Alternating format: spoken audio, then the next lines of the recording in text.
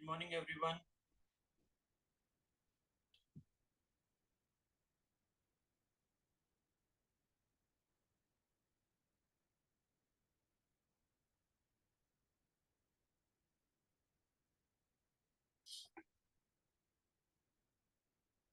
Good morning, Nandita.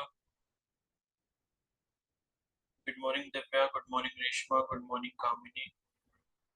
Good morning, Soumya. क्या form सभी ने फिल कर लिया है या कोई रह गया है अभी? Uttarakhand BSc nursing, UP BSc nursing,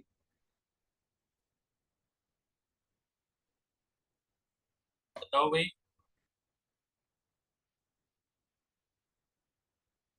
यहाँ पर जितने लोग अभी हैं, क्या उनमें से कोई रह गया है जिसने फॉर्म नहीं फिल करा अभी?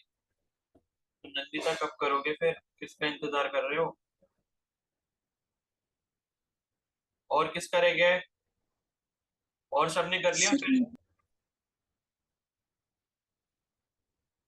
सर मेरा रही। कौन? रेशमा? Yes sir. सर मेरा वो AWS का आजकल में आ जाएगा ना बन के, तो उस चक्कर में रुकी हूँ। आपका कौन सा उत्तराखंड वाला है ना? रेशमा, आपका यस सर। उत्तराखंड वाला है ना? Yes sir. ठीक है, तो भाई जल्दी फिल करो। AWS आने के बाद तुरंत फिल करो, ठीक है? बाकी किसी को कोई हेल्प चाहिए तो मेरे को बता देना, ठीक है ना? चलो। सर क्या ये मतलब जो ये उत्तराखंड वाला पेपर है ये आगे पोस्टपोन नहीं होगा? मुझे तो नहीं लगता पोस्टपोन होगा। पोस्टपोन वगैरह के बारे में मत सोचो, यही सोचो कि 9 जून को पेपर है, ठीक है? सर हमने तो मेल वगैरह भी किया था, फिर उसका कोई रिप्लाई भी नहीं। अब ऐसा है ना, कुछ या तो बच्चे जाए वहां पर देहरादून, उनको जाकर बोले, बट मुझे लगता नहीं कि अब ऐसा कुछ होगा, क्योंकि फिर वही, अब ज्यादा दिन है भी नहीं ना। उनको फिर अपने एग्जाम सेंटर्स वगैरह की भी तो प्रिपरेशन करनी पड़ती है, उसके अकॉर्डिंग मुझे लगता नहीं है कुछ होगा। देखो ऐसा है, अगर आपका एग्जाम 9 जून को दोनों पड़ जाते हैं, यानी कि एम्स का बीएससी नर्सिंग भी पड़ जाता है और उत्तराखंड का भी पड़ जाता है, तो आप उत्तराखंड का दोगे, एम्स का नहीं दोगे, ठीक है? क्योंकि दोनों की टाइमिंग अगर होगी तो वो सेम टाइम पर ही होंगे, मॉर्निंग में ही होंगे, 10 से 12 के बीच में, या 9:30 से 11:30, या 9 से 11, ऐसी ही टाइम होगा।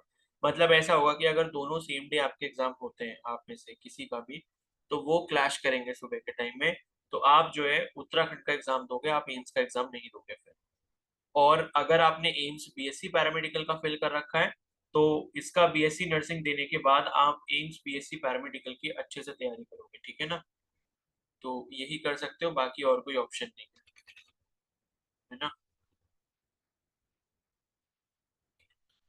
सर जो ये स्टेट के पेपर्स होते हैं ना, मतलब जिनकी डेट वगैरह निकलती है, तो वो तो एम्स के जो फर्स्ट ईयर के कलर वो उसमें आ जाता है कैलेंडर ना, तो उसके हिसाब से बनती है।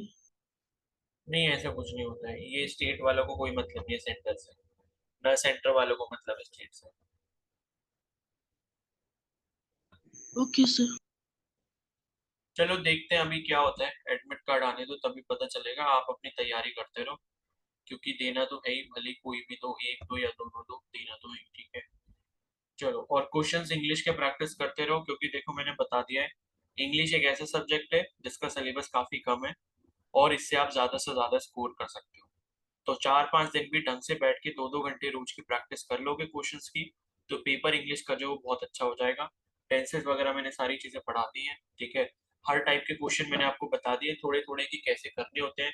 तरीका आपको समझ आ गया, प्रैक्टिस करना अब आपके हाथ में, करोगे तो आपका फायदा होगा, नहीं करोगे तो फिर आपका फायदा नहीं, ठीक है? तो फिर हो सकता है कोई और सीट ले जाएगा आपकी, तो ये ध्यान रखो।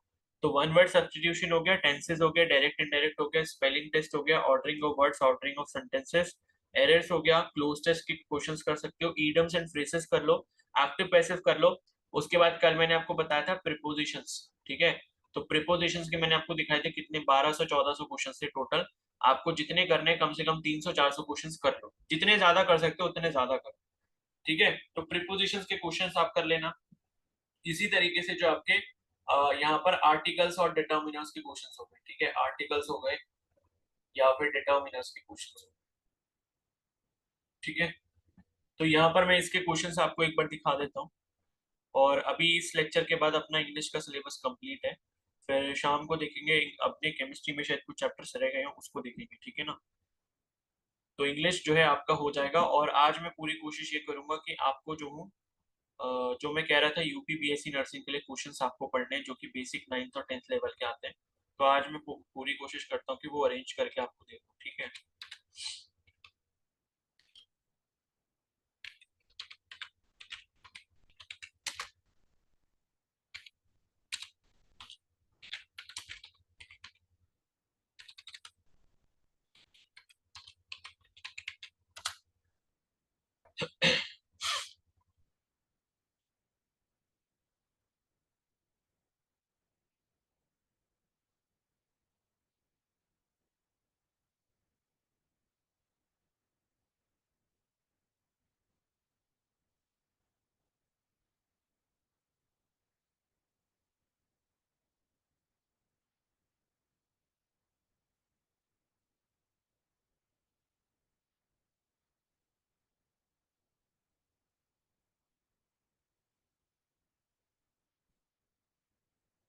देखो स्क्रीन पर क्वेश्चन दिख रहे हैं क्या आपको?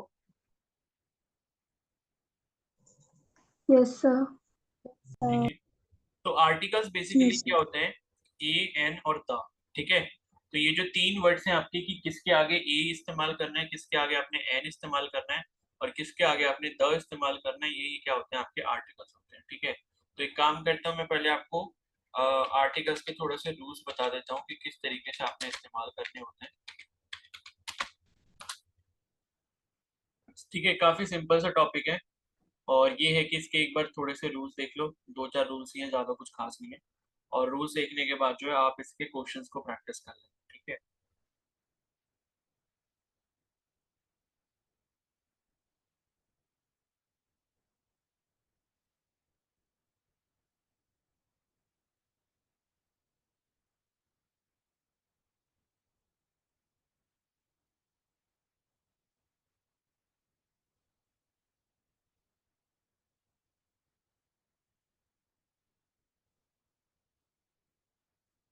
देखो ये आपको यहाँ पर दिख रहा होगा, डेफिनेट एंड इनडेफिनेट आर्टिकल्स, ठीक है।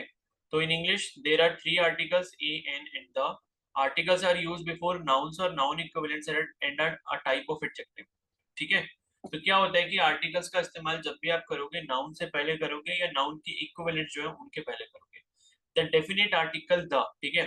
तो देखो यहाँ पर क्या होता है, दो टाइप के आपके पास आर्टिकल्स होते हैं, एक होता है डेफिनेट और एक होता है आपका इनडेफिनेट। तो डेफिनेट वाला जो होता है वो आपका कौन सा होता है? द होता है, और इनडेफिनेट में आपके ए और एन आ जाते हैं, ठीक है। तो the definite article the is use before a noun to indicate that the identity of the noun is known to the reader. तो द का इस्तेमाल बेसिकली हम तब करते हैं जब हमें, मतलब ये है कि द का इस्तेमाल तब किया जाएगा जब आपको उसकी आइडेंटिटी पता होगी, यानी कि रीडर को आइडेंटिटी पता होने का मतलब क्या है कि वो चीज काफी ज्यादा फेमस है या पॉपुलर या काफी ज्यादा कॉमन है, आप ऐसा कह सकते हैं, ठीक है। The definite indefinite article a and n is used before a noun that is general or when its identity is known. तो ए और एन का इस्तेमाल आप तब करोगे जब उसकी आइडेंटिटी ज्यादा नहीं पता होगी, ठीक है। जैसे कि अ पेन हो गया, ठीक है, या एन एग हो गया। तो क्या है कि मतलब वो कोई भी एग या कोई भी पेन हो सकता है, ठीक है ना। लेकिन आप कहोगे कि क्या है आपका एफिल टावर है, तो एफिल टावर तो एक ही होगा, वो अलग अलग नहीं हो सकता, ठीक है। तो यहाँ पर है definite article the before a singular और plural noun, and definite article जो ए और एन आप लगाते हैं, तो आपको ये ध्यान रखना है कि ए जो आएगा हमेशा कॉन्सोनेंट साउंड से पहले आएगा, और एन जो आएगा वो आपका वॉवल साउंड से पहले आएगा। अब ये वॉवल साउंड और कॉन्सोनेंट साउंड का मतलब ये होता है जैसे कि आप हिंदी में स्वर और व्यंजन पढ़ते हो, ठीक है। तो वैसे ही इंग्लिश में आपके क्या होते हैं? वॉवल्स और कॉन्सोनेंट होते हैं। वॉवल का मतलब स्वर, और कॉन्सोनेंट का मतलब क्या होता है? व्यंजन। अब इंग्लिश में जो वॉवल्स होते हैं वो कौन कौन से होते हैं आपके? ए होता है, ई होता है, आई होता है, ओ होता है और यू होता है, पांच वॉवल्स होते हैं। लेकिन जब भी हम इंडेफिनिट आर्टिकल का इस्तेमाल करते हैं, हमें ए, ई, आई, ओ, यू से इतना ज्यादा मतलब नहीं, क्योंकि उसके अलावा भी ऐसी जगह हो सकती है जहां पर ए, ई, आई, ओ, यू ना आया हो, लेकिन फिर भी वहां पर एन लगाया जाएगा। तो एन लगाया जाता है on the basis of vowel sound, जहां पर भी वॉवल साउंड आ रही है, ठीक है। जैसे मैं कह रहा हूँ एन एप्पल, ठीक है। तो आपको क्या करना है, हिंदी के स्वर का इस्तेमाल करके देखना है कि हिंदी का स्वर क्या इस वर्ड के आगे आ रहा है या नहीं आ रहा। जैसे हिंदी में जो स्वर होते हैं वो कौन कौन से होते हैं, देखो। या तो छोटा आ होता है, फिर बड़ा आ होता है, छोटी ई होती है, बड़ी ई होती है, छोटा ऊ होता है, फिर बड़ा ऊ होता है, ठीक है। उसके बाद ओ होता है या फिर अ होता है, ठीक है। और इसके बाद ए होता है या फिर ए होता है। तो ये आपके कुछ हैं जो कि कितने, दो दो चार दो छह दो आठ दो 10, ये 10 स्वर हो गए आपके ऐसे वाले जिससे आपको ये पता लगता है कि किसी भी वर्ड के आगे एन लगाना है या नहीं लगाना।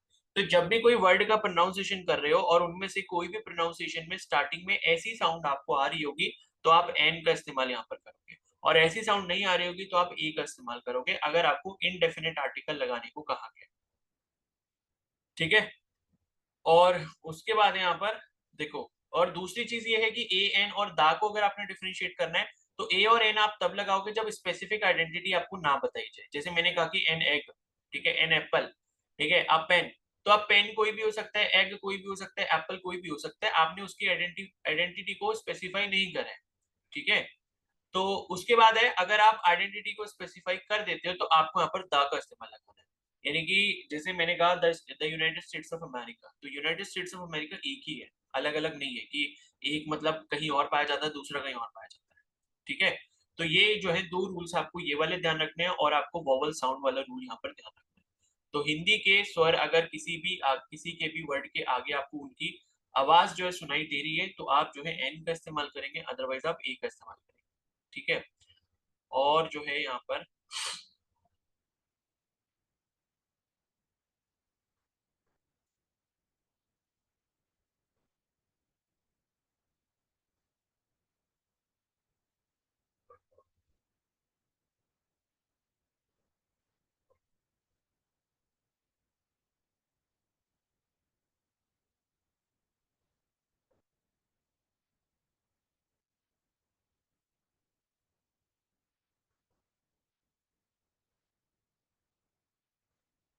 देखो, अब इसके कुछ एग्जांपल्स यहाँ पर देख लेते हैं। जैसे यहाँ पर स्पेसिफिक आइडेंटिटी अगर हमें नहीं पता है तो उसके बेसिस पर हम क्या लगा रहे हैं, यहाँ पर इनडेफिनिट आर्टिकल लगा रहे हैं, ठीक है। तो use the indefinite article a और एन, तो ए का इस्तेमाल करेंगे या फिर एन का इस्तेमाल करेंगे with a singular count noun whose specific identity is not known to the reader. Use a before nouns that begin with a consonant sound, ये मैंने बता दिया कि ए उसके आगे आएगा जिसमें कॉन्सोनेंट साउंड होगी, और जो है आपका एन उसमें आएगा जिसमें आपका वोवल साउंड होगा, ठीक है। अब जैसे यहाँ पर पहला है, I think an animal is in the garage, ठीक है। तो मुझे ये लगता है कि भाई कोई एनिमल जो है वो गैराज में है। अब ये एनिमल जो है, ये एनिमल को स्पेसिफाई नहीं किया गया कि भाई टाइगर है, कैट है, फॉक्स है, कोई एनिमल यहाँ पर बताया नहीं गया, ठीक है। या आपको नहीं पता भाई ये कौन सा वाला एनिमल है, या आप ऐसे अगर बोलते कि ये वो वाला एनिमल है जो पीटर के घर पे रहता था, तो अगर लाइक इस टाइप का कुछ स्पेसिफाई करते हो तब तो ठीक है, लेकिन अगर आपने खाली बोल दिया कि भाई ये एनिमल है तो इससे कुछ पता नहीं चल रहा है, उसकी आइडेंटिटी के बारे में कुछ पता नहीं चल रहा है ना। तो यहाँ पर क्या हो जाएगा, इनडेफिनिट आर्टिकल आएगा, ए या एन आएगा। अब एन आपने क्यों लगाया, क्योंकि एनिमल जब आप इसको हिंदी में बोलोगे एनिमल को, ठीक है, तो आप कुछ कुछ ऐसे लिखोगे एनिमल को, ठीक है। तो एनिमल जो है आप यहाँ पर कुछ ऐसे लिखोगे तो यहाँ पर क्या हुआ, देखो ए की मात्रा आ गई, ये ए की मात्रा आ रही है यानी कि वोवल साउंड आ रहा है, इसका मतलब क्या है, आपने ए का इस्तेमाल करा, ठीक है ना। तो इस चीज को जो है आपने यहाँ पर ध्यान रखना है। और उसके बाद यहाँ पर नेक्स्ट है that man is a scoundrel, ठीक है। तो स्काउंड्रल का मीनिंग देख लेता हूँ, सुना तो है मैंने ये। अब यहाँ पर स्काउंड्रल में देखोगे तो यहाँ पर क्या है, आपको कोई भी वोवल साउंड नहीं मिल रही है, ठीक है। छोटा बड़ा, छोटी बड़ी, छोटा वो बड़ा वो, ओ या फिर ए या ए की मात्रा आपको नहीं लगती, ठीक है। तो यहाँ पर क्या हो जाएगा, आप इसको क्या लोगे, कॉन्सोनेंट साउंड लोगे, ठीक है। तो स्काउंड्रल का मतलब होता है person specially a man who treats other people very badly and has no moral principle. Scoundrel का मतलब आप ऐसे समझ सकते हो कि एक कोई जल्लाद टाइप का इंसान अगर कोई है, ठीक है, तो ऐसे समझ लो, ठीक है। डिसऑनरेबल पर्सन, विलन टाइप का, ठीक है, तो वो आपका स्काउंड्रल हो गया। तो यहाँ पर आपको कॉन्सोनेंट साउंड दिख रही है स्काउंड्रल में, इसलिए आपने एन ए का इस्तेमाल करा है, एन का नहीं करा। उसके बाद है we are looking for an apartment, हम लोग जो है अपार्टमेंट खोज रहे हैं या देख रहे हैं, ठीक है। तो अब ये अपार्टमेंट कोई भी हो सकता है, कुछ स्पेसिफाई नहीं करा कि ये अपार्टमेंट इस बिल्डिंग में है या इस जगह पर है, ऐसा कुछ भी स्पेसिफाई नहीं करा। तो इस वजह से यहाँ पर इंडेफिनिट आर्टिकल आएगा और आपने क्या इस्तेमाल करा, एन इस्तेमाल करा। क्योंकि अपार्टमेंट जब आप हिंदी में बोलकर देखोगे तो आप इसको ऐसे लिखोगे, अपार्टमेंट, ठीक है, इस तरीके से लिखोगे अपार्टमेंट। तो आ रहा है, देखो स्टार्टिंग में क्या आ रहा है, आ रहा है, तो जब भी वोवल साउंड आएगी या स्वर वाली साउंड आएगी तो आप एन का इस्तेमाल करो। ठीक है, तो ये चीज जो है आपने यहाँ पर थोड़ा सा ध्यान रखना है। चलो आगे चलते हैं इसके बाद थोड़ा सा।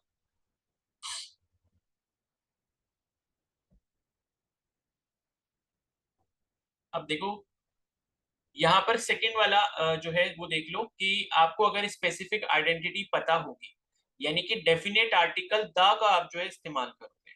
ठीक है, तो वो कैसे करोगे, तो use the article the when a particular noun has already been mentioned previously.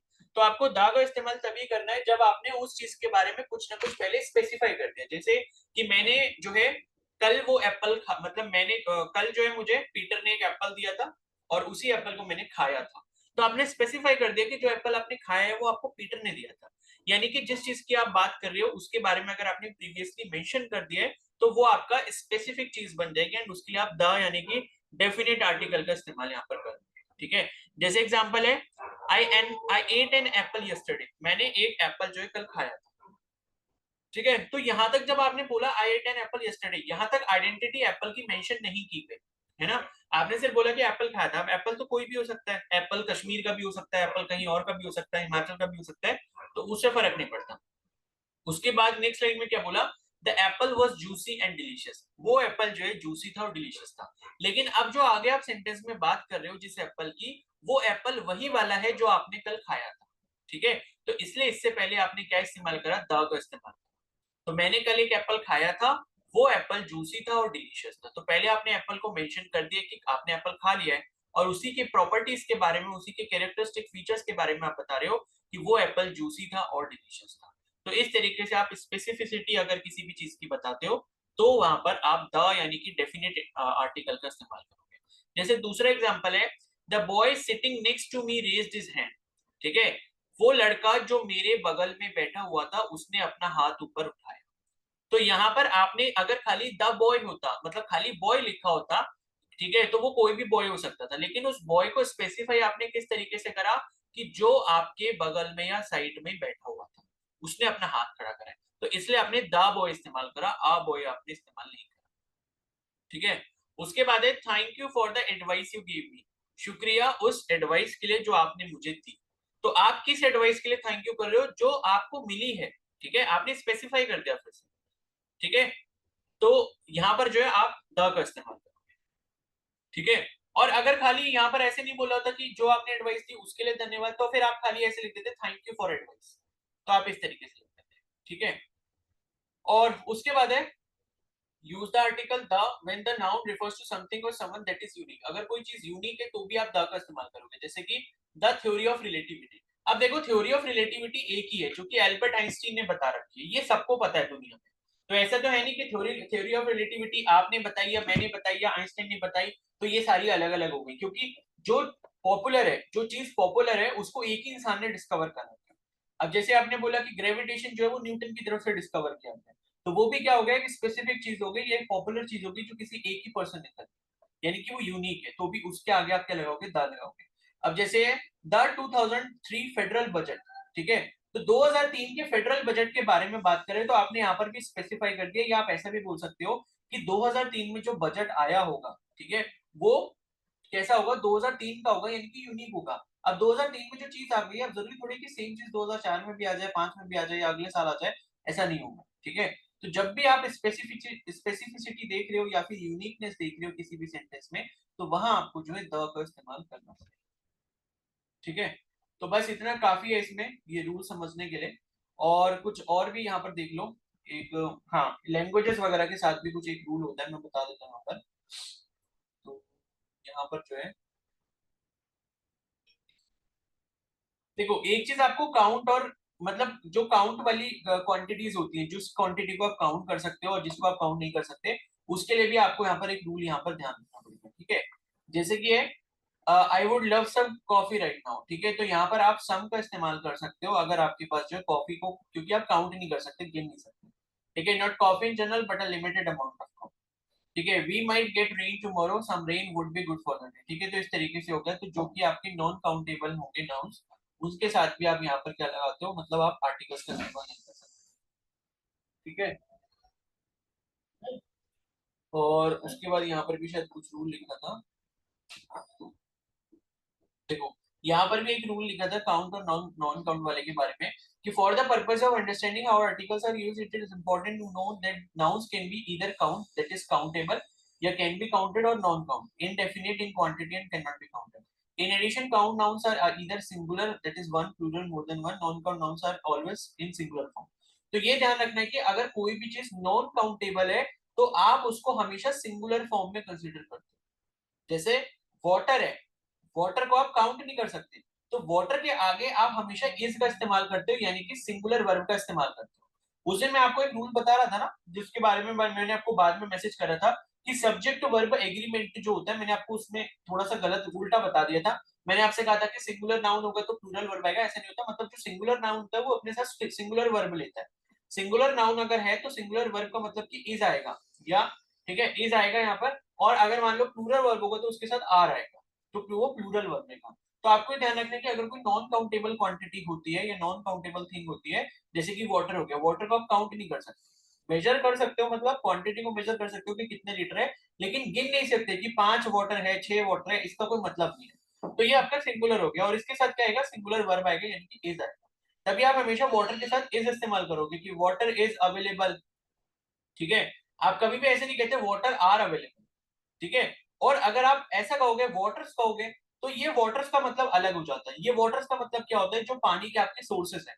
Waters का मतलब क्या हो गया, जैसे कि वाटर बॉडीज के बारे में अगर बात करें तो आप वाटर्स कह सकते हैं. तो ये थोड़ा सा आपने इस चीज को भी ध्यान रखना है. ठीक है. तो ये जो है आपकी नॉन काउंटेबल जो क्वांटिटीज होती है वो आपकी सिंगुलर नाउन होती है और उनके साथ सिंगुलर वर्ब होता है. For example, if we are speaking of water that has been spilled on the table, there can be a one drop, that is singular, two drop, ठीक है, water on the table. The word drop, अगर मान लो पानी की drop के बारे में इस्तेमाल कर रहे हैं तो वो काउंटेबल है, क्योंकि आप बता सकते हो कि कितनी ड्रॉप थी. ठीक है, लेकिन खाली अगर आप पानी बोल रहे हो तो वो काउंटेबल नहीं है, वो नॉन काउंटेबल. ठीक है. तो ये लिखा है, therefore according to the rules applying to non count nouns the word water would use no article और द. ठीक है, बट नॉट ई. तो देखो जो भी नॉन काउंटेबल नाउन्स हैं आप आपके पास, उसमें आप द का इस्तेमाल कर सकते हो. ठीक है, लेकिन ए या एन का इस्तेमाल आप नहीं कर सकते. तो ये चीज जो है आपने यहाँ पर थोड़ा सा याद रखना. ठीक है. तो जितने भी काउंटेबल नाउन्स हैं उनके आगे आप ए या एन लगाओगे, जो काउंटेबल नहीं है उसके आगे आप द लगा सकते हो, बाकी ए या एन आप नहीं लगा सकते. है ना. अब देखो नॉन काउंटेबल आइटम्स के यहाँ पर आपको एग्जांपल भी दिए हुए हैं. ठीक है, जैसे ये लिखा है, certain food and drink items, जैसे कि बेकॉन हो गया, बीफ हो गया, ब्रेड हो गया, ब्रोकली हो गया, बटर हो गया, तो आप इनको क्या काउंट नहीं कर सकते. ठीक है. मतलब ये है कि अगर आप ब्रेड बोल रहे हो तो मतलब पूरा ओवरऑल आप ब्रेड बोल रहे हो, ऐसा नहीं बोलोगे कि एक ब्रेड का पीस. अगर ब्रेड का पीस के बारे में बात की जा रही है तो एक या दो कर सकते हो आप, या काउंट कर सकते हो, लेकिन खाली ब्रेड बोला जा रहा है तो फिर आप उसको नॉन काउंटेबल. ठीक है. और चॉकलेट हो गया, कैंडी हो गया, फिश हो गया, फ्लोर हो गया, फ्रूट हो गया. ठीक है, ये सारे. उसके बाद जैसे कि सर्टेन नॉन फूड सब्सटेंसेस, जैसे कि हवा हो गई, सीमेंट हो गया, कोल हो गया, डर्ट हो गया, इसको आप काउंट नहीं कर पाओगे. ठीक है. और उसके बाद कुछ एब्स्ट्रैक्ट नाउन्स है, जैसे कि एडवाइस हो गया, एंगर हो गया, ब्यूटी हो गया, कॉन्फिडेंस हो गया. तो ये सारे नाउन है आपके. करेज हो गया, एम्प्लॉयमेंट हो गया, तो ये सारे नॉन काउंटेबल नाउन है, इनको आप काउंट नहीं कर सकते. और हिस्ट्री हो गया, मैथ हो गया, बायोलॉजी हो गया, तो ये भी आपके सारे आपके नॉन काउंटेबल नाउन है. ठीक है. स्पोर्ट्स में आपका सॉकर हो गया, फुटबॉल हो गया, ये सारे. लैंग्वेजेस हो गई, जैसे कि चाइनीज, स्पेनिश, रशियन, इंग्लिश, ये. ठीक है. अदर में जैसे क्लोथिंग आ गया, इक्विपमेंट आ गया, तो ये सारे के सारे आपके नॉन काउंटेबल नाउन्स हैं. और इनके साथ जो है आपका जो ए या एन है वो नहीं आएगा, आपका आर्टिकल नहीं आएगा. द आ सकता है कुछ केसेस में. ठीक है. उसके बाद यहाँ पर geographical names are confusing because some require the and some do not. तो कुछ ज्योग्राफिकल लोकेशंस के साथ द आता है और कुछ के साथ नहीं आता. तो यूज द विद, तो द देखो किस किस के साथ आएगा. पहला है यूनाइटेड कंट्रीज. यूनाइटेड कंट्रीज का मतलब क्या है, कि जो कुछ देशों का समूह होता है, जैसे कि अफ्रीकन यूनियन हो गया, द अफ्रीकन यूनियन, उसमें अफ्रीकन देशों का समूह है. या फिर यूरोपियन यूनियन हो गया, यूरोपियन देशों का समूह है उसमें. ठीक है. या फिर यूनाइटेड स्टेट्स ऑफ अमेरिका आ गया, तो पूरे अमेरिका, यूनाइटेड स्टेट्स का मतलब क्या है, कि जो भी अमेरिका के अंदर पूरा जो यूनाइटेड स्टेट्स आता है. ठीक है. यूनाइटेड स्टेट्स ऑफ अमेरिका मतलब यूएसए के अंदर काफी सारी कंट्रीज आती है, नॉर्थ अमेरिका, साउथ अमेरिका, इस टाइप से. और उसी तरीके से द यूनाइटेड अरब एमिरेट्स हो गया, जो कि यूएई है, यानी कि उसमें दुबई आ गया और सऊदी अरब आ गया, इस टाइप की जो भी कंट्रीज है. तो जो भी यूनाइटेड कंट्रीज होती है उसमें आप द लगाते हो. उसके बाद है लार्ज रीजन्स. ठीक है. डिजर्ट्स, जैसे आप बोलते हैं ना द थार डेजर्ट, इस तरीके से. तो लार्ज रीजन्स हो गया, डेजर्ट्स हो गया, पेनिनसुलास हो गया, ओशियंस हो गए. ठीक है. द अटलांटिक ओशियन, ठीक है. तो आप ऐसे बोलते हो the Pacific ocean, the Atlantic ocean, तो ओशन के नाम से पहले भी द आएगा। सीज हो गया, ठीक है, समुद्र, जैसे द मेडिटेरेनियन सी हो गया, ठीक है, इस तरीके से। गल्फ हो गया, द गल्फ ऑफ मैक्सिको, इस तरीके से, है ना। और केनाल्स हो गया, रिवर्स हो गया, जैसे आप कहते हो द गंगा, द ब्रह्मपुत्र, ठीक है, इस तरीके से। तो रिवर्स के नाम के मतलब रिवर्स से भी पहले द का इस्तेमाल करते हो। माउंटेन रेंजेस हो गए, जैसे कि द हिमालयस हो गया, ठीक है, या द काराकोरम रेंज हो गया। तो इस तरीके से जो भी माउंटेन रेंजेस है उसके पहले भी द आएगा। या ग्रुप ऑफ आइलैंड्स हो गए, ठीक है, इससे पहले भी द आएगा। एग्जांपल दे रखे हैं, जैसे द गोबी डिजर्ट, ठीक है, ये आई थिंक मंगोलिया में है शायद, द गोबी डिजर्ट हो गया। फिर द यूनाइटेड अरब एमिरेट्स हो गया, इसी तरीके से the United states of America हो गया, द यूरोपियन यूनियन हो गया, ठीक है, इस तरीके से। उसके बाद है द सेक्रामेंटो रिवर, द इल्यूशियंस, ठीक है। तो ये आपको ध्यान रखना है। अब द किसके साथ इस्तेमाल नहीं करना है ये भी यहाँ पर लिखा है, जैसे कि स्ट्रीट्स हो गई, स्ट्रीट यानी कि गलियों के नाम जो होते हैं, ठीक है। पार्क हो गए, सिटीज हो गए, ठीक है, जैसे आप पटना बोल रहे हो तो दा पटना नहीं बोलोगे कभी, या दिल्ली बोल रहे हो तो दा दिल्ली नहीं बोलोगे। तो सिटीज हो गए, पार्क्स हो गए, सिटी, ये सारे रूल्स लिख लेना या इसका स्क्रीनशॉट ले लो एक बार, क्योंकि ये बहुत इंपॉर्टेंट है, ठीक है। स्टेट्स हो गया, तो आप कभी भी ऐसे नहीं बोलते दा उत्तर प्रदेश, दा उत्तराखंड, दा हरियाणा, दा पंजाब। खाली पंजाब बोलोगे, खाली हरियाणा बोलोगे, खाली उत्तर प्रदेश बोलोगे, या खाली उत्तराखंड बोलोगे। कंट्रीज के नाम हो गए, ठीक है, तो इंडिया बोलोगे आप, ठीक है, या फिर जो है आप नेपाल बोलोगे, दा इंडिया दा नेपाल का कोई मतलब नहीं है। उसके बाद है कॉन्टिनेंट्स हो गए, ठीक है। और उसके बाद जो है बेस हो गए, सिंगल लेक्स हो गई, सिंगल माउंटेन्स हो गए, आइलैंड हो गया। सिंगल माउंटेन्स का मतलब जैसे कि आपका वो हो गया माउंट एवरेस्ट हो गया, ठीक है। तो इसके साथ आप ऐसे नहीं बोलोगे द माउंट एवरेस्ट, खाली माउंट एवरेस्ट बोलोगे। जैसे एग्जांपल है यहाँ पर जापान कंट्री का नेम हो गया, चीको, ये शायद माउंटेन का नेम होगा, ठीक है। माउंट एवरेस्ट ये भी आपका माउंटेन का नेम हो गया। फिर सैन फ्रांसिस्को बे, ठीक है। तो ये बे का मतलब क्या होता है, खाड़ी, जैसे कि अपने यहाँ का किधर है ये बे ऑफ बंगाल जो है, बंगाल की खाड़ी, इस तरीके से, है ना। तो ये जितने भी आपके ये हो गए, ये रूल्स आपको ध्यान रखने हैं। तो इन सब के साथ किसमें दा आएगा, किसमें नहीं आएगा, ये सारे आपको पता होने चाहिए। तो इसका चाहो तो आप स्क्रीनशॉट ले लो, ये आपको याद करना पड़ेगा, अदरवाइज फिर आप क्वेश्चन गलत कर दोगे, ठीक है। तो बस रूल्स इसमें इतने ही है, और इसके बाद और कोई ऐसा इंपॉर्टेंट रूल नहीं है, मैंने आपको सारे बता दिए, ठीक है। अब आ जाओ क्वेश्चंस के ऊपर। क्वेश्चंस आप लोग को खुद प्रैक्टिस करने हैं, तो कुछ क्वेश्चंस मैं आपको करवा देता हूँ, देख लो इसको कैसे करते हैं। अब जैसे ये है, for me breakfast is dish best meal of the day, क्या होना चाहिए बताओ। The The the the the the होगा, ठीक है। Breakfast is the best meal of the day,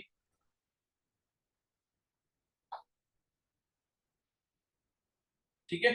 तो दा हो गया। अब देखो दा यहाँ पर क्यों हुआ, क्योंकि आपने खुद के लिए बोला, ठीक है, पहली चीज तो। दूसरी चीज आपने बोला कि best meal of the day कौन सा होता है, ब्रेकफास्ट होता है, यानी कि ब्रेकफास्ट को आपने स्पेसिफाई करा है, ठीक है। ब्रेकफास्ट को आपने क्या करा है, स्पेसिफाई यहाँ पर करा है, तो इस वजह से आपने क्या लगा दिया, द लगा दिया। उसके बाद यहाँ पर football is dash most popular sport in the world, the the होगा, ठीक है। the फुटबॉल भी क्या है आपका मोस्ट पॉपुलर स्पोर्ट है, तो ये भी आपने स्पेसिफाई कर दिया कि भाई सबसे ज्यादा पॉपुलर स्पोर्ट कौन सा है, हमारा फुटबॉल है। उसके बाद नेक्स्ट है यहाँ पर dash children recited dash poem in dash honour of dash prime minister, क्या होगा।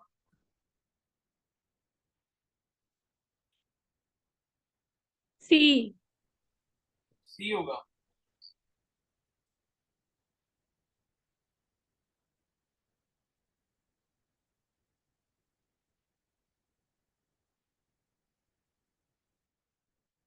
बताओ सी होगा, डी होगा, क्या होगा।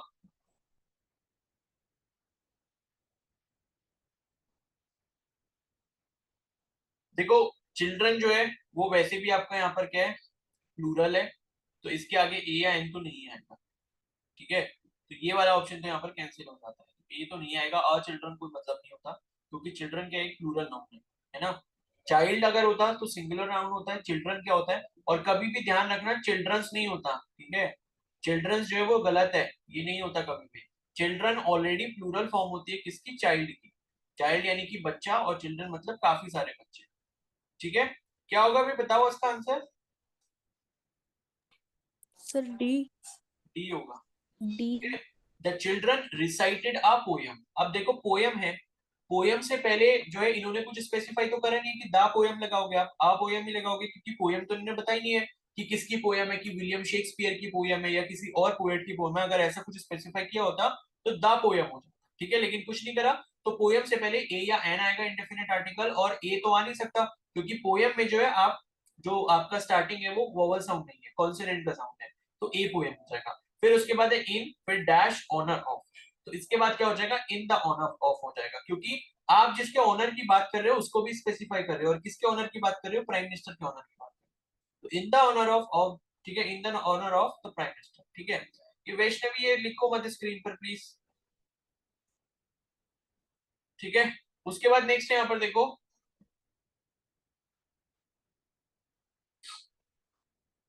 देखो नेक्स्ट है, there is dash fish in dash bottle, क्या होगा,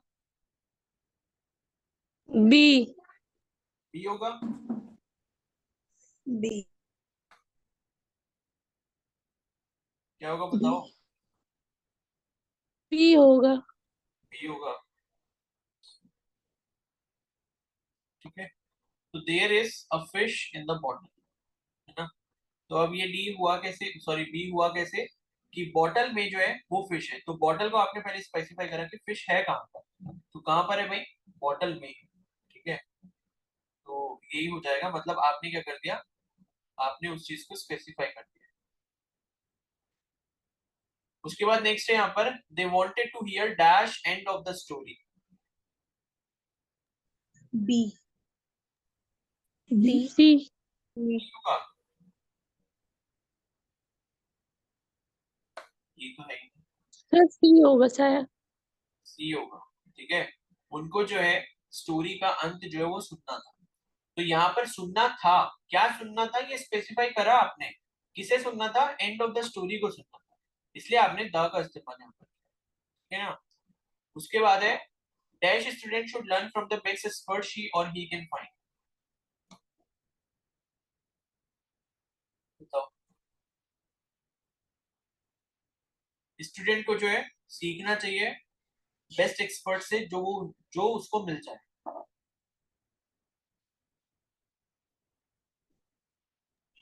सी सर डी होगा।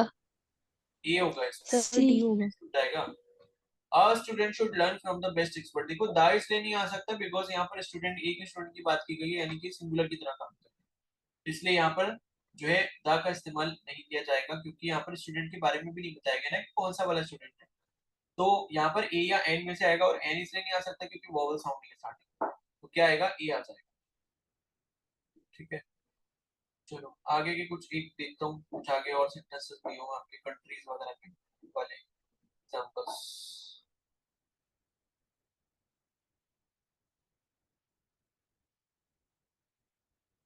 ये बताओ जरा, 43,